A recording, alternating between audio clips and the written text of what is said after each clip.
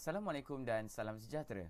Nama saya Muhammad Fashah bin Mizi dengan nombor kad pengenalan 030417100531. Saya berumur 19 tahun dan berasal dari Ceras, Kuala Lumpur dan telah dilahirkan pada 17 April 2003 di Hospital Kajang, Selangor.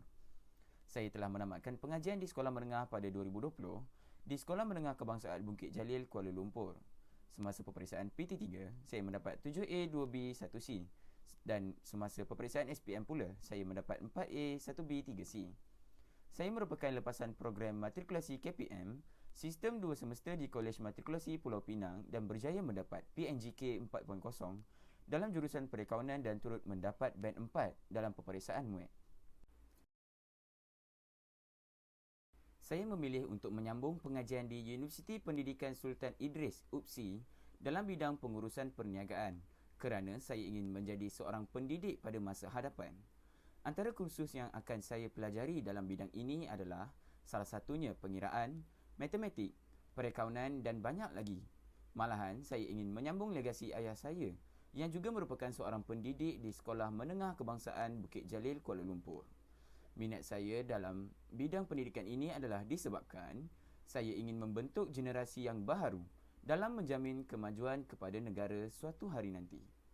Antara sebab saya memilih UPSI juga kerana di institut ini membekalkan aktiviti yang saya minati dan mahir untuk ceburi mengikut kemahuan saya sendiri. Pihak universiti perlu menerima permohonan saya ini kerana saya merupakan seorang yang rajin berusaha untuk melakukan sehabis baik dalam mencapai matlamat yang dituju. Saya tidak pernah mengenal erti penat dan lelah. Sebaliknya, saya akan terus berusaha sehingga mendapatkan apa yang saya ingini. Saya yakin dengan bakat yang saya ada dapat menarik minat anak muda untuk belajar dan mengubah persepsi mereka terhadap pembelajaran. Selain itu, saya juga berkebolehan dalam membuat kerja berkumpulan kerana saya seorang yang bertoleransi dalam pasukan untuk mencapai sesuatu matlamat. Saya tidak kurang hebatnya dalam memimpin sesebuah organisasi kerana saya pernah menjadi ketua pelajar di sekolah rendah, pengerusi pasukan kadet remaja sekolah serta ketua pasukan bola sepak dan bola tampar. Jadi, pihak tuan seharusnya tidak meragui akan kemahiran saya dalam memimpin. Saya sentiasa menerima kelemahan saya, namun saya tidak pernah menganggapnya sebagai satu halangan, bahkan sebagai satu cabaran untuk saya berusaha bersungguh-sungguh agar memperoleh pencapaian yang terbaik. Matlamat dan hala tuju kerjaya saya selepas menamatkan pengajian adalah bagi jangka masa pendek. Saya ingin menjadi salah seorang guru yang bertauliah dan profesional di sebuah sekolah menengah. Saya ingin mencurahkan segala ilmu pengetahuan yang saya ada kepada generasi baharu. Saya juga ingin membimbing anak bangsa Malaysia ke arah yang lebih baik kerana seperti yang kita tahu, banyak isu yang sering dibangkitkan berkaitan dengan pelajar, tidak kira di peringkat sekolah maupun Institut Pengajian Tinggi IPT. Saya sangat yakin bahawa perkhidmatan saya dalam industri ini dapat menyumbang kepada peningkatan moral anak muda pada masa kini. Bagi jangka masa panjang pula, saya ingin terus mendekatkan diri saya ke arah kecemerlangan.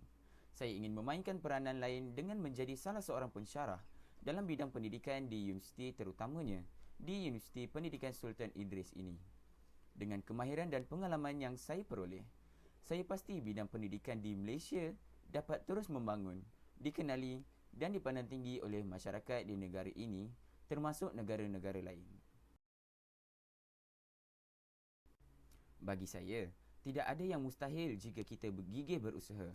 Saya akan bekerja keras untuk menyumbang kepada komuniti dengan pengetahuan yang saya peroleh sepanjang saya berada di UPSI. Saya amat pasti dengan segala kelebihan dan bakat yang saya ada, selari dengan kehendak yang diperlukan dalam kerjaya sebagai seorang pendidik. Akhir sekali, saya ingin mengucapkan ribuan terima kasih dan berharap agar pihak UPSI dapat memilih saya sebagai pelajar UPSI. Jika saya menepati syarat-syarat kelayakan kemasukan, silalah hubungi saya melalui email iaitu fashahmizi01@gmail.com.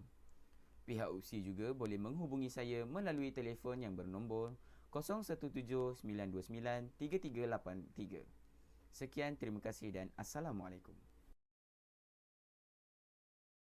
Malaysia merupakan negara yang mengamalkan sistem demokrasi berparlimen di bawah pentadbiran Raja Perlembagaan dengan Seri Paduka Baginda Yang di-Pertuan Agong sebagai Ketua Negara.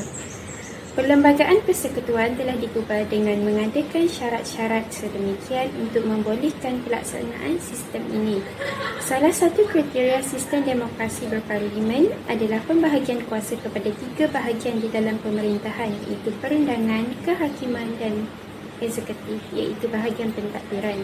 Pada pendapat saya, kebaikan amalan pengasingan kuasa dalam sistem pemerintahan di Malaysia adalah dapat melicingkan pemerintahan dan pentadbiran. Hal ini kerana konsep pemerintahan di Malaysia mempunyai badan-badan tertentu yang bertanggungjawab melaksanakan hal-hal yang berkaitan dengan bidangnya sahaja. Bidang kuasa yang terlalu banyak juga akan menyebabkan masalah seperti timbulnya kelemahan tertentu dalam pentadbiran sesuatu badan. Contohnya, badan eksekutif tidak boleh mencampuri bidang yang diuruskan oleh badan perundangan. Ini adalah kerana badan perundangan bertanggungjawab dalam membentuk sistem undang-undang, manakala badan eksekutif menguruskan hal-hal yang berkaitan dengan pentadbiran di peringkat persekutuan atau negeri. Dengan erti kata lain, mempunyai bidang kuasa untuk memerintah sahaja. Oleh hal yang demikian, amalan pengasingan kuasa dalam sistem pemerintahan di Malaysia amatlah wajar dilaksanakan bagi memastikan negara dapat ditadbir dengan lebih lancar. Selain itu, amalan pengasingan kuasa juga membolehkan setiap badan bertindak tanpa diganggu atau dipengaruhi oleh badan yang lain, malah secara tidak langsung membolehkan setiap badan berfungsi dengan lebih efisien. Hal ini kerana amalan pengasingan kuasa dapat mengelakkan daripada berlakunya campur tangan serta dapat mengukuhkan pemerintahan negara dengan dasar-dasar yang dilaksanakan di setiap peringkat badan-badan berkenaan. Badan perundangan hanya membuat undang-undang dan tidak boleh menyerahkan kuasanya kepada pihak lain, manakala badan eksekutif menguatkuasakan dan melaksanakan undang-undang yang telah diluluskan dan badan kehakiman berperanan sebagai pelindung hak asasi manusia.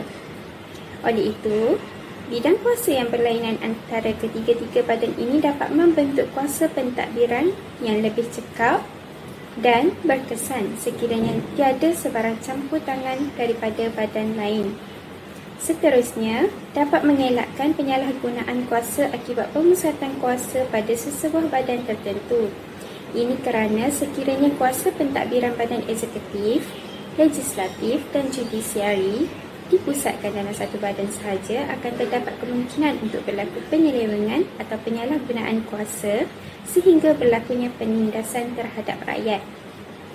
Oleh hal yang demikian, bidang-bidang kuasa ini hendaklah diasingkan bagi mengelakkan sikap tamak untuk menguasai ketiga-tiga bidang kuasa antara individu ini daripada terus terjadi di negara kita. Secara keseluruhannya, sistem pengasingan kuasa ini amatlah wajar dan patut dilaksanakan dalam sistem pemerintahan di Malaysia bagi memastikan negara dan rakyatnya dapat hidup dalam keadaan yang aman dan makmur.